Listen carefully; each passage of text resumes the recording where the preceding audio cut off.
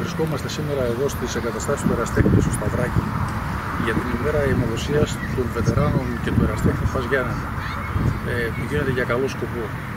Είναι λίγο αίμα πάντα, πρέπει να δίνουμε όλοι, γιατί χρειάζεται και θα χρειαστεί για τους συνανθρώπους μας, και είναι μια πράξη η οποία είναι ό,τι καλύτερο μπορεί να γίνει.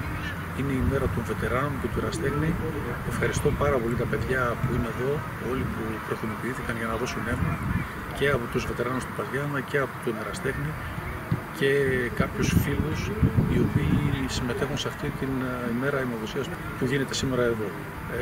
Εύχομαι να έχουμε μια καλή συνέχεια και αυτό να μπορέσουμε στη συνέχεια να το συνεχίσουμε, να το αυξήσουμε και να συγκεντρώσουμε όσο μπορούμε περισσότερες φιάλες, γιατί υπάρχουν ανάγκες για αίμα, πάντα υπάρχουν ανάγκες για αίμα. Ευχαριστώ.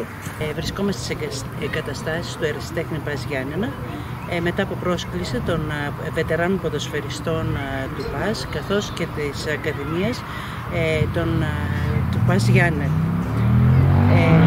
Έχουν δημιουργήσει έναν αποδοτικό σύλλογο με στόχο να βοηθούν όσους έχουν ανάγκη, να βοηθάνε κάθε ασθενή, κάθε πάσχοντα, δίνοντας αίμα, δίνοντας το πολυτιμότερο δώρο που μπορούμε να κάνουμε στο συνάνθρωπό μας, να είμαστε πάντα κοντά σε όποιον έχει ανάγκη.